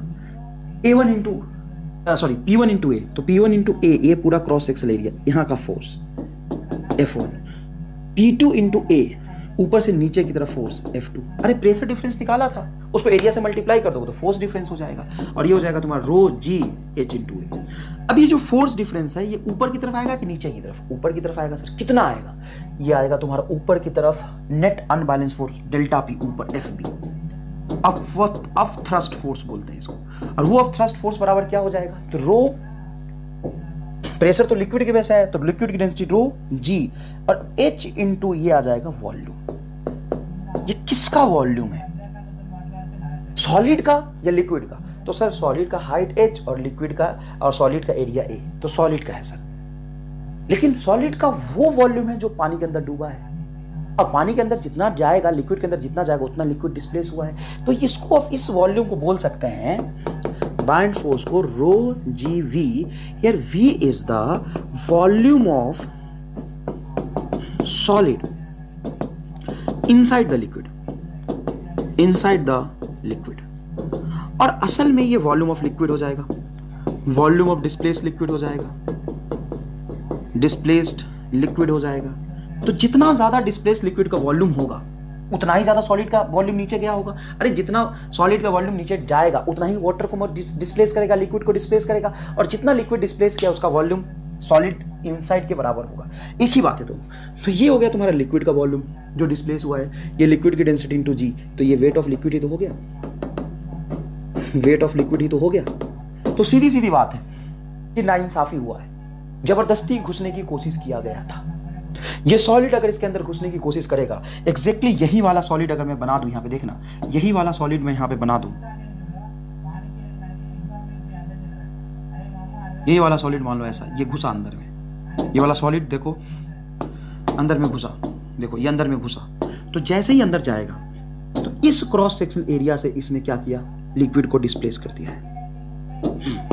तो इस पे ऊपर की तरफ एक वाइंड फोर्स लगेगा जिसको अपथ्रस्ट फोर्स कहते हैं। क्यों लगेगा? तो यहां से जितना लिक्विड डिस्प्लेस हुआ है उसका वॉल्यूम V, लिक्विड इंटेंसिटी रो इनटू G, ये वेट ऑफ लिक्विड हो जाएगा। तो वेट ऑफ लिक्विड के बराबर ऊपर फोर्स लगा। तुम किसी घर में घुसोगे और वहां पे कुछ आदमी को मार उड़ के हटा दोगे तो लिक्विड चुपचाप बैठा रहेगा या अपोज करेगा? अपोज करेगा। कितने से अपोज करेगा? तो जितना ज्यादा डिस्टर्ब करोगे उतना ज्यादा अपोज करेगा। तो जितना लिक्विड डिस्प्लेस करे हो उस लिक्विड के वेट के बराबर ऊपर बाउंड फोर्स लगेगा। तो सर इसमें लॉस इन वेट क्यों बोलते हैं? भाई नीचे तुम्हारा ग्रेविटेशनल फोर्स mg, हवा में थे तो नीचे सिर्फ ग्रेविटेशनल फोर्स mg लग रहा था, तो ओरिजिनल वेट तुम्हारा mg था। जब तुम अंदर गए तो नीचे mg, ऊपर बैंड फोर्स, तो नेट वेट कम हो गया ना, apparent wait mg minus fb हो जाएगा। बहुत सिंपल है। क्या है ये? बहुत सिंपल है। अब इसमें दो तीन खास बात, ये सॉलिड के मास पे, सॉलिड के एरिया पे, सॉलिड के वॉल्यूम पे डिपेंड नहीं करता। सर ये सॉलिड का ही तो वॉल्यूम लिख रहे थे आप, ये सॉलिड का ही तो h/a था।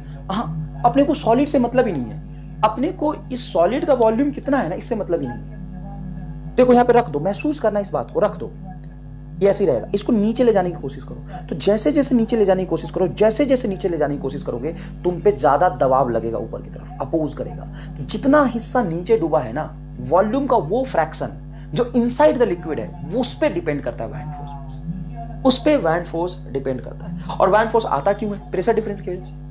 वैंड फोर्स आता क्यों है? प्रेशर डिफरेंस की वजह से।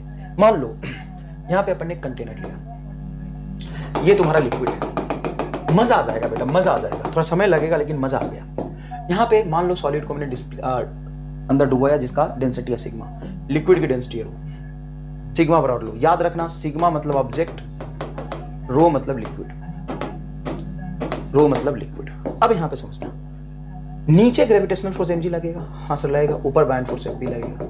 मान लो पूरा डूब गया तो ग्राउंड की वजह से नॉर्मल भी लगेगा, लेकिन अभी तो लिक्विड की वजह से ऊपर fb नीचे mg लग रहा है। तो अगर अपन इसी कंडीशन में देखें तो नीचे mg और ऊपर fb बैलेंस होना चाहिए, क्योंकि कोई भी ऑब्जेक्ट मान लो ऊपर रेस्ट में तो नेट फोर्स तो जीरो होगा ही। हाँ सर जीरो होगा। अब देखो, या तुम यहाँ पे बनाओ, चलो यहाँ पे बना लो, सिग्मा नीचे mg और जितना वाटर डिस्प्लेस हुआ है उसकी वजह से बैंड फोर्स ऊपर और ग्राउंड की वजह से नॉर्मल ऊपर। चलो बना लो, कोई दिक्कत नहीं है, कोई दिक्कत नहीं है। तो नॉर्मल प्लस fb बराबर क्या हो जाएगा mg। अब ध्यान से सुनना, अच्छे से सुनना, अच्छे से सुनना। नॉर्मल प्लस fb बोलो क्या होगा, rho density of liquid, volume complete क्योंकि पूरा डूब गया है, पूरा डूब गया है, मैंने नीचे ले आया है ना, v इंटू जी बराबर mg हो जाएगा सिग्मा vg। जी से जी कटे, सॉरी जी से जी नहीं कटेगा कटेगा कैसे, इधर जी थोड़ी ना है। अब यहाँ पे ध्यान से देखो तो नॉर्मल इज इक्वल टू, जिसको तुम अपरेंट वेट कहते हो, नॉर्मल इज इक्वल टू हो जाएगा sigma vg minus rho vg। हाँ सर हो जाएगा। अब तुम्हारा ऑब्जेक्ट पूरा डूबा हुआ है, तुमने मान लिया कि पूरा अंदर डूबा हुआ था, मान लिया था, एज्यूम किया था कि यहाँ पे है, ये एज्यूम किया था आपने, लेट। तो तुम कह रहे हो कि पूरा डूबा है तो इमर्स्ड वॉल्यूम और ऑब्जेक्ट की वॉल्यूम और बैंड फोर्स में दोनों सेम वॉल्यूम आएगा, जी दोनों का कॉमन है और डेंसिटी तुमने कॉमन एज्यूम किया हुआ है। तो डेंसिटी बराबर होने से नॉर्मल क्या आ जाएगा, जीरो। मतलब अपरेंट वेट क्या होगा, जीरो। अपरेंट वेट क्यों जीरो है? अरे डेंसिटी ऑफ लिक्विड और डेंसिटी ऑफ ऑब्जेक्ट इक्वल है, तो उस पर्टिकुलर वॉल्यूम में जितना क्वांटिटी ऑफ मैटर है उसके वजह से जितना mg नीचे लगेगा, उसकी लिक्विड जितना हटा है उसकी भी डेंसिटी सेम, उसका भी वॉल्यूम सेम, तो उसका भी तो वेट उतना ही होगा, ऊपर में बैंड फोर्स रो bg। तो बैंड फोर्स बराबर क्या हो जाएगा mg। तो यहाँ पे हमेशा बाइंड फोर्स बराबर mg होगा क्योंकि सिग्मा बराबर रो है, तो एपरेंट वेट 0 और कंप्लीट सबमर्ज्ड होगा। क्यों? क्योंकि डेंसिटी ऑफ लिक्विड और डेंसिटी ऑफ ऑब्जेक्ट सेम है, इसमें कोई न्यूमेरिकल नहीं आता। अगर दोनों की डेंसिटी सेम हो तो कंप्लीट डूब के वो सबमर्ज्ड होकर फ्लोट करता है, कंप्लीटली सबमर्ज्ड होकर फ्लोट करता है। अगर मैं इसको नीचे रख दूंगा तो यही रहेगा, क्योंकि ऊपर का एफबी और नीचे का एमजी बैलेंस रहेगा। एमजी पूरा इसका वेट की वजह से, और एफबी जितना इसने लिक्विड हटाया है। तो मान लो तुम एक ऐसा ऑब्जेक्ट रखते हो, यहां फील करना, एक ऐसा ऑब्जेक्ट रखते हो जिसकी डेंसिटी, ऑब्जेक्ट जिसकी डेंसिटी लिक्विड के डेंसिटी के बराबर है, और मान लो आधा ही तुमने डुबाया जानबूझ के, तो आधा डूबा है तो आधे वॉल्यूम की वजह से बाइंड फोर्स लगेगा, और mg तो पूरे वॉल्यूम की वजह से आएगा। डेंसिटी दोनों का बराबर माना है तुमने, g दोनों का बराबर, तो g इक्वल डेंसिटी इक्वल, और वॉल्यूम कंप्लीट की वजह से mg लगेगा। लेकिन बाइंड फोर्स तो आधा ही डूबा है तो आधा की वजह से लगेगा, तो ये बाइंड फोर्स कम mg ज्यादा, तो छोड़ोगे तो पूरा डूब जाएगा, पूरा क्या होगा, डूब जाएगा। और कंप्लीट सबमर्ज होने के बाद ये वॉल्यूम इक्वल, g इक्वल और डेंसिटी इक्वल, तो कंप्लीट सबमर्ज होने के बाद बाइंड फोर्स mg बैलेंस हो जाएगा। तो उसको जहां छोड़ोगे ना वही रहेगा। ऐसा सवाल पूछते हैं कि रो और g सेम है, सॉरी रो और सिग्मा सेम है, और ऑब्जेक्ट को मैंने मिड में कहीं यहां पे छोड़ दिया, ऑब्जेक्ट को कहीं मिड में मैंने यहां पे छोड़ दिया, तो बताइए इसको मैं रिलीज किया यहां से तो कहां जाएगा, रिलीज किया यहां से तो कहां जाएगा, कहीं नहीं जाएगा, remains there where it is placed. अगर सी सिग्मा वाला रो है तो जहां छोड़ोगे वही रहेगा। दूसरी बात, बाइंड फोर्स की एक और खास बात, बहुत इंपॉर्टेंट खास बात, does not depends on location और depth of object inside the liquid. यह जबरदस्त और खास बात है। ऐसा नहीं है कि मैं इस बॉल को जितना नीचे लेता जाऊंगा इस पे बाइंड फोर्स बढ़ता जाएगा, तो नीचे लेते जाओगे तो प्रेशर तो बढ़ेगा, लेकिन प्रेशर डिफरेंस तो वही रहेगा, पहली बात। दूसरी बात, बाइंड फोर्स क्या होता है, लिक्विड की डेंसिटी और डिस्प्लेस्ड वॉल्यूम का, मतलब डिस्प्लेस्ड लिक्विड की वॉल्यूम। अगर यहां पे पूरा डूब गया, यहां पे पूरा डूब गया, तो इतने वॉल्यूम से लिक्विड को हटाया, तुम यहां रखोगे तो भी तो इतनी वॉल्यूम से लिक्विड हटाएगा, यहां रखोगे तो इतने ही वॉल्यूम का लिक्विड हटाएगा।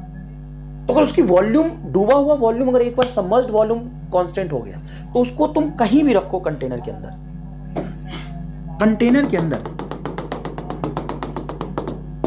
इस सॉलिड को समझना अच्छे से, मजा आ जाएगा। इस सॉलिड को तुम यहां रखो, या सॉलिड को तुम यहां रखो, या सॉलिड को यहां रखो, या सॉलिड को यहां रखो, बाइंड फोर्स तीनों पे ही सेम आएगा।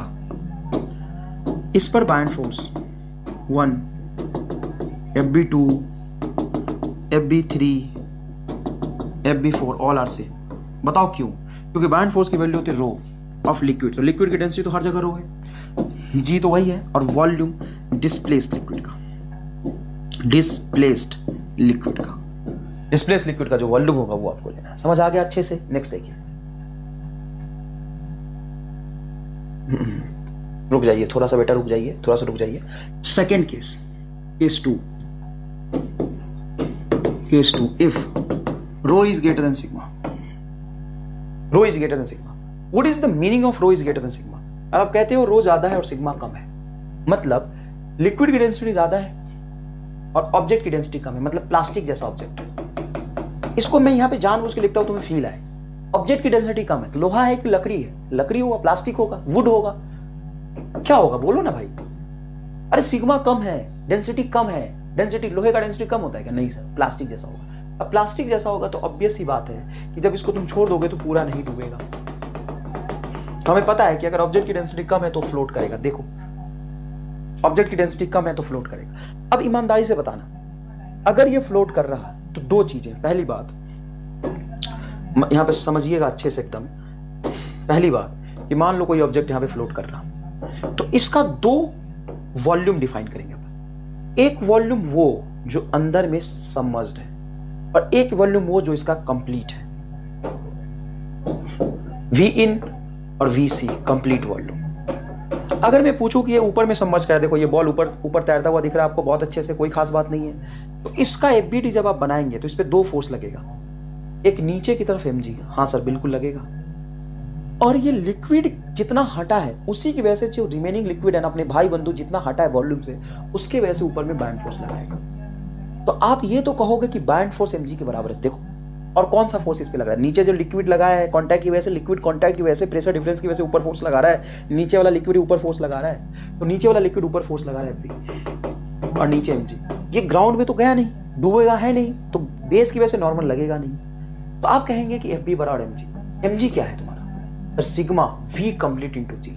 ऑब्जेक्ट के मास में तो complete volume, quantity of matter in a body तो सब जगह मैटर है, और बाइंड फोर्स होगा तुम्हारा रो vg। अब देखना ये इनसाइड वॉल्यूम है, ये पूरा क्यों नहीं डूबा? लॉजिकली समझना कि G से G कटेगा, ये density of liquid into inside volume, submerged volume of solid is equal to density of solid into volume, complete volume of solid. अब तुम कह रहे हो कि सिग्मा कम है, फील, फिजिक्स को फील करो, यहां से सिग्मा कम है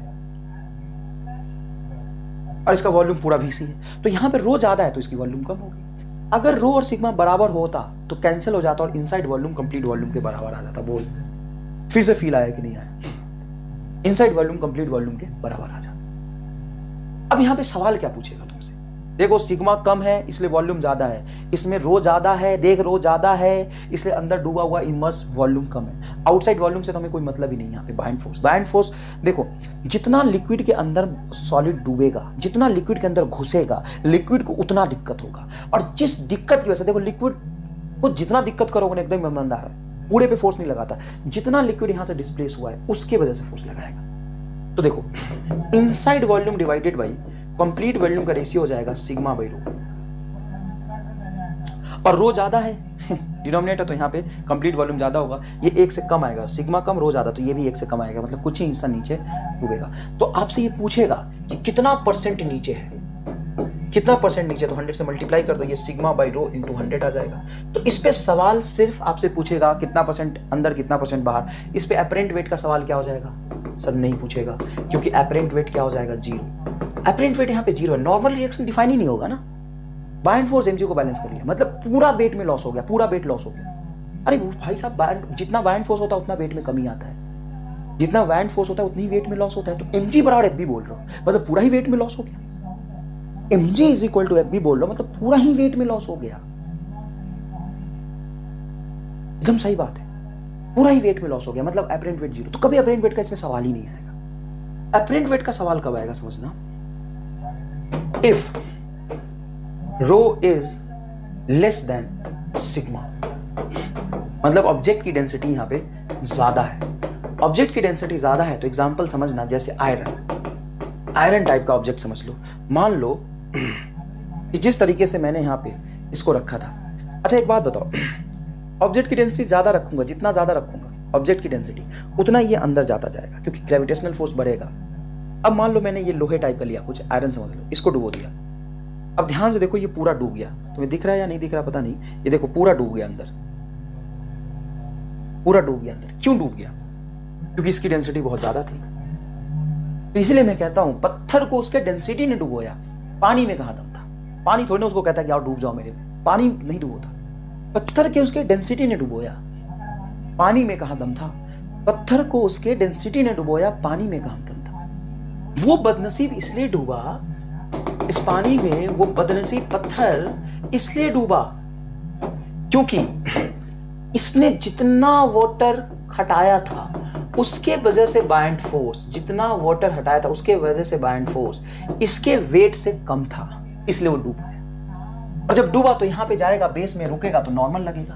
तो अब सीधा सीधा कह सकते ऊपर वाला नॉर्मल जो होगा mg माइनस FB के बराबर होगा। कंप्लीट वॉल्यूम डूबा है तो mg तो आएगा आपका सिग्मा vg और ये आएगा आपका रो vg। इसमें कंप्लीट वॉल्यूम लिखेंगे। तो इनसाइड आउटसाइड का क्या सवाल करोगे इसमें तो टोटल इनसाइड बराबर v कंप्लीट, सिंपल है।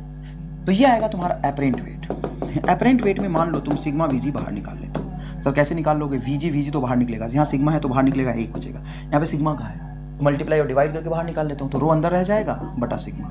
ये होगा तुम्हारा अपरेंट वेट। सिग्मा vg को फिर से mg लिख दो तो लग सकता हूँ, तो आसान सा फॉर्मेट आगे mg 1 minus rho by sigma. ये है आपका अपरेंट वेट, ये है आपका अपरेंट वेट। अपरेंट वेट की वैल्यू तभी पूछी जाएगी जब सिग्मा ज्यादा है। तो बच्चे को कंफ्यूज नहीं होना, बच्चा कंसेप्ट समझते नहीं, सवाल करता है, और जब सवाल करता है तो महसूस ही नहीं कर पाता कि सवाल का अप्रोच कैसे करे। तुम समझना आसान नहीं है बाइंड फोर्स का सवाल करना है, आर्किमिडीज का सवाल करना है, लेकिन अब आसान है। क्यों आसान है? क्योंकि तुम्हें सवाल से पहले उसका कंसेप्ट पता चल जाएगा कि एग्जामिनर ने क्या सोच के सवाल बनाया है। तुम्हें सवाल करना ही नहीं सॉल्व, तुम्हें केस डिसाइड करना है। केस डिसाइड करो, सवाल यूं सॉल्व हो जाएगा। मान लो केस 1 है, रो बराबर सिग्मा, तो तुम्हें कुछ नहीं देखना, रो और सिग्मा देखना है। कितना आसान कर दिया है। जैसे इंक्लाइन प्लेन पे जब मैंने आपको फ्रिक्शन पढ़ाया था तो मैंने बोला था ऑब्जेक्ट का मास मत देखो, mg मत देखो, mg sin थीटा मत देखो, कुछ मत देखो। मैंने तुम्हें बताया था म्यू और tan थीटा देखो। उसी तरीके से यहां पे कुछ भी पूछे ना, तुम मत ध्यान दो, तुम ये ध्यान दो कि रो और सिग्मा की क्या कहानी है। अगर रो बराबर सिग्मा मतलब वो जहां छोड़ोगे वही फ्लोट करता रहेगा, एपरेंट वेट होगा उसका 0, कंप्लीट वॉल्यूम समर्थ हो जाएगा। रो ज्यादा मतलब लिक्विड की डेंसिटी ज्यादा तो एपरेंट वेट 0, करना ही नहीं सवाल, एपरेंट वेट 0। रो ज्यादा तो एपरेंट वेट 0। तो आउटसाइड इनसाइड वॉल्यूम का फ्रैक्शन होगा। तो आउटसाइड इनसाइड वॉल्यूम का मेन होता है कंसेप्ट, डूबने की वजह से बैंड फोर्स लगता है। Inside volume by total volume का जो रेशियो होगा वो होगा आपका सिग्मा बाई रो। क्यों? क्योंकि सिग्मा कम है तो कम बटा ज्यादा लेते हैं, और हमेशा कम बटा ज्यादा। तो जो कम है वो ऊपर आएगा, ज्यादा हमेशा नीचे आएगा। देखो ये भी देखो, कम ऊपर अधिक नीचे, कम बाई ज्यादा, less by more. Rho less, देख rho is less by more. और वहां पे क्या आया था? V inside by V total is equal to sigma by rho. जो कम है उसको ऊपर लिख लो, जो कम है उसको ऊपर लिखो। जो कम है उसको ऊपर लिखो। यहां पे कम कौन है वो लिख दो। तो तुम सुनो, तुम आउटसाइड इनसाइड वॉल्यूम निकालो या एपरेंट वेट निकालो। आउटसाइड इनसाइड वॉल्यूम का फ्रैक्शन क्या होगा? तो सर आउटसाइड नहीं लिखते sir, upon inside by total लिखते हैं। तो इनसाइड बाई टोटल आएगा तो आउटसाइड अपने आप निकल जाएगा बे। इनसाइड और आउटसाइड मिला के तो टोटल बना है। सुनना ध्यान से, इनसाइड बाई टोटल वॉल्यूम का रेशियो कब निकालते हैं? जब सर लिक्विड की डेंसिटी ज्यादा होती है। हाँ तो ठीक है, ऑब्जेक्ट की डेंसिटी बाई लिक्विड की डेंसिटी जो ज्यादा होती है उसको नीचे रखेंगे। एपरेंट वेट कब निकालते हैं? जब ऑब्जेक्ट की डेंसिटी ज्यादा है। तो ठीक है, एपरेंट वेट बराबर mg into 1 minus apparent wait. जब सिग्मा ज्यादा होगा तो रो बाई सिग्मा, जो कम है उसको ऊपर, जो ज्यादा है उसको नीचे। बस बात खत्म। कितना आसान बना दिया। मुझे खुद ही ज्यादा समझ आया अभी पढ़ते पढ़ते। पहले मेरे से सवाल ही नहीं होते थे, अब मैं सवाल कर लूंगा। देख, an object of mass m floating in a liquid of density sigma, if the object is made of density, if the object is made of density rho। अब उसने उल्टा कर दिया। तो सवाल तो कुछ भी खेल सकता है, इसने लिक्विड की डेंसिटी रो रख दिया, एंड ऑब्जेक्ट की डेंसिटी, सॉरी अब लिक्विड की डेंसिटी रो रख, ऑब्जेक्ट की डेंसिटी उसने रो रख दिया और लिक्विड की डेंसिटी सिग्मा रख दिया। Then apparent weight of the object is 0। बात ही नहीं करूंगा मैं। Object of mass m floating in a liquid बोल दिया भाई। समझ कहां बोला? समझ तब होता है जब ऑब्जेक्ट की डेंसिटी ज्यादा होती है, और तब एपरेंट वेट का सवाल आता है, तब करते हैं। बताओ रामदा है बुझाया। आगे देखो, ये देख सवाल करते हैं, उसको भी करेंगे, ऐसा नहीं है। ये सवाल पहले करते हैं। ले कलम, छोर कलम यार, छोर कलम क्या उठाएगा, हटा। सवाल करते हैं। Density of ice is 0.9 gram. Okay, density of ice की डेंसिटी मतलब ऑब्जेक्ट की density 0.9। What percentage of volume of the block of ice float outside. Okay, outside मतलब इनसाइड में निकालूंगा, आउटसाइड निकालूंगा नहीं। इनसाइड बाई टोटल का रेशियो होता है ऑब्जेक्ट की डेंसिटी बटा लिक्विड की डेंसिटी। वाटर मतलब लिक्विड, इसकी डेंसिटी होती है 1 और इसकी डेंसिटी है 0.9। मतलब ये हुआ कि 0.9 टाइम्स इनसाइड होगा, मतलब 0.1 टाइम्स आउटसाइड होगा, मतलब 10% आउटसाइड होगा आंसर। इसमें एमआर स्टार है। क्या है एमआर स्टार? एक सोच है। कहां है वो सोच? दिमाग में। दिमाग में सॉल्यूशन। बता कितने लोगों को समझ आया, मजा आया कि नहीं आया? देखो ध्यान से, देखो ध्यान से, सुनो अच्छे से, अच्छे से सुनना, अच्छे से। डेंसिटी ऑफ आइस मतलब ऑब्जेक्ट की डेंसिटी कम है 0.9, और वाटर की डेंसिटी लिक्विड की डेंसिटी ज्यादा है। लिक्विड की डेंसिटी ज्यादा, वाटर की कम। वाटर की मतलब ऑब्जेक्ट की डेंसिटी कम, ऑब्जेक्ट की डेंसिटी कम, और सॉलिड की डेंसिटी, सॉरी ऑब्जेक्ट मतलब सॉलिड की डेंसिटी कम 0.9 और लिक्विड की डेंसिटी ज्यादा। सॉलिड डेंसिटी कम मतलब प्लास्टिक जैसा फ्लोट करेगा, फ्लोट करेगा। तो inside by outside, inside by outside is equal to होगा, जो कम है, कम कौन है? 0.9 और वाटर की 1, तो 0.9 इंटू 1 मल्टीप्लाई कर दो 100 से, तो 90% इनसाइड है, तो आउटसाइड 10%। नहीं आया समझ? बहुत आया, वही बोलना बहुत आया। पेन रख दिया मैंने, नहीं यूज करूंगा, पेन रख दिया मैंने। सारे सवाल मैं ऐसे ही कर दूंगा, सारे सवाल ऐसे ही कर दूंगा। Block of wood float in a water 1/4 of its volume submerged but just float in another liquid then density of the liquid is. देखो जस्ट फ्लोट का मतलब है पूरा कंप्लीटली सबमर्ज होकर फ्लोट करेगा, मतलब इसकी वॉल्यूम, ब्लॉक की वॉल्यूम वाटर में 4/5 ऑफ इट्स वॉल्यूम सबमर्ज्ड है, 4/5 सबमर्ज्ड है, 4/5 सबमर्ज्ड है। कलम उठा, थोड़ा एकदम एक लाइन लिखूं, ज्यादा नहीं, 4/5 सबमर्ज्ड है। तो सबमर्ज्ड मतलब इनसाइड 4/5 है टोटल का, तो ये 4/5 बन जाएगा, is equal to density of object by density of liquid, density of liquid water मतलब डेंसिटी ऑफ वाटर, ये हो जाएगा। The block of wood float in water with 4/5 of its volume submerged. Inside हो गया 4/5 ऑफ टोटल, तो 4/5 of total, inside हो गया 4/5 of total बटा टोटल, तो ये 4/5 आ जाएगा, is equal to density of object बटा डेंसिटी ऑफ वाटर। जो ज्यादा होता है उसको नीचे लिखते हैं, डेंसिटी ऑफ वाटर ज्यादा होगा तभी वो फ्लोट कर रहा था, कम था ऑब्जेक्ट की डेंसिटी, तो ये आ गया। डेंसिटी ऑफ वाटर यहाँ लिख दो, ये डेंसिटी ऑफ वाटर तुम ऐसा यूनिट में तो 1000 लिख दो। Then density of the liquid is in kg metre cube, देखो ऐसा यूनिट में बोला है, द डेंसिटी ऑफ लिक्विड। उसी ऑब्जेक्ट को दूसरे लिक्विड में डालते हो तो कंप्लीटली सबमर्ज हो जाता है, मतलब इस लिक्विड की डेंसिटी ऑब्जेक्ट की डेंसिटी के बराबर था, तो ऑब्जेक्ट की डेंसिटी यहाँ से निकाल लो। ऑब्जेक्ट की डेंसिटी क्या हो जाएगा, तो देखो 5 से मल्टीप्लाई करोगे तो 20 और 20 मल्टीप्लाई 4 800। तो ये एक जीरो ज्यादा लग गया क्या, कि मैं गलत सोच रहा हूँ? अरे सॉरी, डेंसिटी ऑफ वाटर इधर गया तो 1000 मल्टीप्लाई 200 मल्टीप्लाई 4 800, आंसर आ गया। समझ में आया? तो आज थोड़ा सा टाइम ज्यादा हो गया क्योंकि देखो फ्लूइड यार बेसिक चीजें प्रेशर वैसा समझने में समय लगता है। तो अब नेक्स्ट लेक्चर में मैं आर्किमिडीज प्रिंसिपल के खूब सारे सवाल करा दूंगा और डायनेमिक्स ऑफ फ्लूइड पढ़ेंगे। कंटिन्यूटी में तो मजे आ जाएंगे। कंटिन्यूटी का एग्जांपल, इक्वेशन ऑफ कंटिन्यूटी, मान लो कि तुम्हारे घर में एक तुमने ट्री लगाया है और उसमें पानी डालना है। क्या करना है? पानी डालना है। अब तुम पाइप लेके आए, अब तुम्हारा पाइप यहीं तक पहुंच रहा, अब पानी ऐसे ऐसे फ्लो करेगा, तुम्हारे पाइप से पानी ऐसे गिर रहा है और ट्री यहाँ है। अब क्या करोगे? सर यहाँ तक पानी कैसे पहुंचेगा? तो तुम क्या करते हो? इसको दबा देते हो। जैसे ही दबाते हो तो क्या होता है? जैसे ही दबाते हो तो पानी का धार का स्पीड बढ़ जाता है और पानी यहाँ तक पहुंच जाता है। मजे आएंगे ऐसे सवाल करने में। तो नेक्स्ट लेक्चर में स्टार्ट करेंगे और आर्किमिडीज के बहुत सारे सवाल कराऊंगा मैं, कोई दिक्कत नहीं है। लेकिन आप खुद भी ट्राई करोगे तो 50-60% सवाल आप खुद कर लोगे। ये स्लाइड में अभी बहुत सारी चीजें सवाल बचा हुआ, देखो ये बहुत सारे सवाल अपन करेंगे, बहुत सारे सवाल करेंगे। देखो 8-10 सवाल रह गया लेकिन समय ज्यादा है, इसलिए अभी अपन बोलते हैं, अपने एक दूसरे को कहते हैं धन्यवाद, विदा लेते हैं। अगली क्लास में आर्किमिडीज के सवाल करने के और बहुत सारे तरीके बताऊंगा। ठीक है, धन्यवाद। एक मिनट और। तो लास्ट लेक्चर में वॉइस का प्रॉब्लम था 4-5 मिनट, उसमें बस शियर एंगल और एंगल ऑफ ट्विस्ट के बीच में रिलेशन बताना था। मैं बताऊंगा, छोड़ूंगा कुछ नहीं यार, भरोसा करो यार। धीरे धीरे सारी चीजें, छोटी छोटी चीजें समझा के पढ़ा रहा हूं, तो मैसेज और फोन करके परेशान मत करो, है ना। बहुत काम होता है, बहुत समय लग रहा है काम को करने में। मैं कराऊंगा, अच्छे से करा दूंगा, नहीं छोड़ूंगा भाई, करा दूंगा, सब कुछ करा दूंगा, चिंता मत करो। धन्यवाद।